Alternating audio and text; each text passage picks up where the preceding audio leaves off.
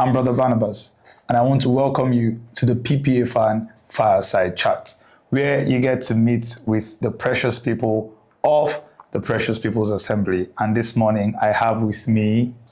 My name is Mbwemere Chukwemeka. All right, Mbwemeka, nice to have you on the PPA Fan Fireside Chats today. Thank you so much. 2026, we got a very powerful word, right? Yeah. The power to get wealth. The scripture said that we shall remember the Lord our God, for it is He who has given us this power to get wealth. Yes. So in this season, how has this word transformed your life since the beginning of the year? Yes, the power to make wealth has transformed my entire mindset, first of all, because I used to have a somewhat form of, okay, this is the way to, in quote, be rich, or this is how to be able to make wealth, And when you talk about wealth, we the young people, we see finances, we think money as the first thing. And it has transformed me in a way that I now see it differently. Now, I don't have to struggle, the struggling of a young person trying to make money, especially in the country today. It's something that every young person goes through. They call it hustle. Yes. You have to hustle to make money and all. But the power to make wealth has opened my mind to see that God has given to us the skill, has given to us His Spirit, first of all, then this skill to actually make wealth. And it is in you as a child of God to make wealth. So you don't have to go to any school of thought, or you don't have to go to the university. Yes, the institution has been created to give you the ability to, to be able to be fruitful, if I may say, or to be able to make a difference. But as a child of God, we believe that it's in us to be able to make wealth. So that's how it has shaped my mind. As a child of God, I have the ability to make wealth. In today's service, we had a sermon titled, "What kind of person are you becoming?" Right? Yeah. And that was a very self-reflective sermon this morning. And I just want to ask, what was your biggest takeaway from today's sermon? One struck me, and it's ability to delay gratification. Yeah. And that made a lot of sense to me because the ability to delay gratification is not an easy thing. No, it's not. As a young person, you want to satisfy some needs. You want to get this, you want to get that. But being able to delay those urges, those desires, to satisfy yourself, to make yourself comfortable, is something that only God can give you the ability to. You can't do it. It's not by your strength. You cannot say, okay, I can do this. No. By strength shall no man prevail. That's what the Bible said. So we ask that the Lord should give us that ability to delay that gratification. You have money in your pocket now, and you're thinking of, I need to get the car. I need to get the house. I need to get some clothes. I need to look good. And all these are just self-gratifications that doesn't benefit your soul, but it just benefits your body for the meantime. But when you have that ability to delay, you see yourself being focused. You see yourself actually striving for that spiritual growth that the Lord wants you to attain. Along the lines of that same sermon, we learned, and the preacher said, stewardship comes before ownership. And we must be willing to do amazing things with what does not belong to us. Yeah. And these days, pioneering things, starting things is what young people seem to want. Everybody wants to be the next CEO, the next founder, and all of that. So serving others may not necessarily come easily to us, and it may feel as though we are wasting time, or we are just doing something for another man. So is it truly rewarding to serve where you have not pioneered? Yes, it is totally rewarding. It teaches you to be able to not just be a good steward, but when God blesses you with when God blesses you with blessings, how to able to manage it, how you can remain humble, how you can be able to use this wealth that God has blessed you with to in furtherance of His ministry. Now, when you talk about stewardship, it means being able to handle, be a manager of people's properties. And as an accountant, or I can say that stewardship. So you are an accountant. I'm an accountant by the grace of God. Okay. And stewardship is being a manager, doing something or doing things in good faith of the proprietor or the principal, the person you are managing his property. So bringing it back home, bringing it to the scriptures, we see how in the New Testament, how Jesus used the parable of the wicked steward that was to manage the master's property, and the master decided to let go of him, his debt, let go of him because he found out that he was being cunning. Yes, you remember. And what he decided to do was he went to his master's debtors and told them to reduce. Do you understand? To reduce their money so that after his master let him go, he can still be good relationships with these people. You see that, and Jesus said, if those in the world can be smart, can be shrewd to do such things, how are we then Christians? How we ought to live, how we ought to behave. So if we can use that smartness, the worldly smartness to do that, how are we as Christians supposed to do?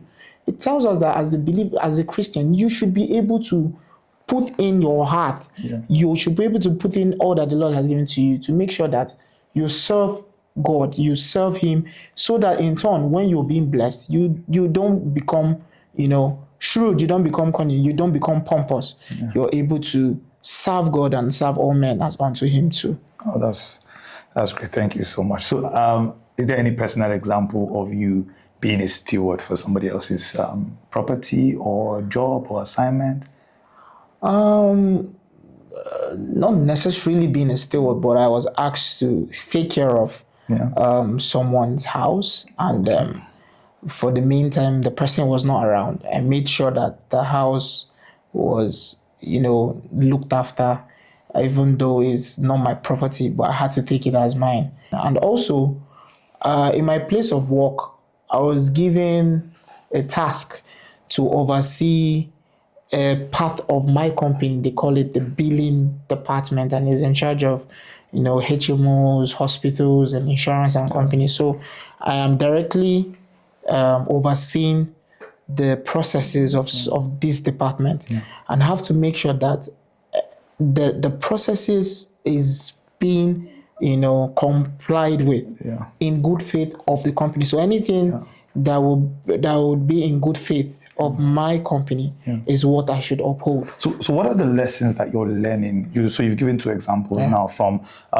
stewarding somebody's property and to your department in your office, right? So what are the lessons you would say these things have built in you by experience? I'm just bringing it down to the marketplace now. Treat others how you want to be treated. Do unto others how you want them to be done unto you. And what that means is, if you want to be done good, you should be able to do good to others. As a steward, if you want one day, when you own your property, when you own your company, when you own your house, you want people that are under you, or someone you've given this opportunity to take care of your property, to do good to you, to do this in good faith. Now that you are handling other people's property, make sure you do that too in good faith. Just like the good book says, do unto others what you would like want them to do unto you. Okay, so like I said earlier, we've been learning a lot from the Wonder Working World Conference, and even after we've been reloading, digesting, and all of that. So how do you personally ensure to remember all of these things and even put them to practice in your life? Yes. Daddy always says, make sure you go over the messages on our YouTube platform. And that is very important. Not everyone is blessed with that retentive memory, even though you're blessed with it. But practice makes perfect. Whatever you do consistently for a period of time, it sticks to you. When you go over those messages that Daddy has preached, it sticks to you. Subconsciously, you see yourself emulating, you see yourself doing those things that you have heard, those things you have seen. And that's why Daddy always advises us, go on YouTube. And that's what I do. I make sure that I go over the messages on our YouTube, Precious People Assembly for All Nations. I go over the messages. That's at PPA Fan Yes, at Abuja PPA Fan on all the social media platforms. PPA Fan Abuja, YouTube. You'll find all the sermons there. Yeah. Yeah, so I go over it. I try to listen to it afresh. I decide to take notes. You know, at that time, I'm able to understand it better. I'm able to understand it more. And I pray over those messages that the Lord will make me an example of such teachings, because it's the Holy Spirit that will give you the ability to refine your mind when you've listened to His word. And whenever you go to your workplace, you ask for the Lord's wisdom in carrying out your activities as a Christian. And wrapping up, a young person is listening to you right now, right? Struggling with one thing or the other. And you've been learning a lot about wealth, kingdom principles for creating, sustaining wealth, even across generations. You've also learned about the kind of persons that we're becoming. What is that one thing as a young person yourself that has blessed you in PPA Fan and you would like to extend to that young man, to that young woman watching this video right now? I would say, do not be discouraged. Do not give up.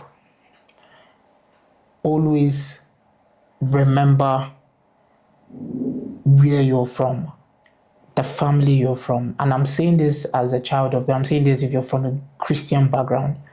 Always remember where you're from. This always stuck to me when I was in the university. My dad, my mom, I schooled in Ghana. I left Nigeria to school in Ghana, and before I left, they always say, Emeka, always remember your home training. Always remember where you're from. And what that meant is, as a child of God, whatever thing that doesn't pertain unto righteousness, whatever thing that doesn't pertain unto godliness, abstain from them. Learn to deny yourself those satisfactions now, so that you can be able to achieve that excellence you're striving for. Achieve that wealth that you want. Deny it now. Deny that urge to satisfy yourself now. Wow. Thank you so much, Bro Emeka. Thank you so much. Remember where you're coming from and learn to deny yourself those pleasures right now, if indeed wealth is your target, if you really want to be successful. Thank you so much for joining us today on the PPA Fan Fireside Chat, where you get to meet the precious people of Precious People's Assembly for All Nations. We're God's kingdom-minded people, guided by His word and His spirit. We live for the truth, and we're helpers of people's destinies. We're highly skilled, spirit-filled, innovative, world-class solution providers. And until next time, remain blessed. Thank you.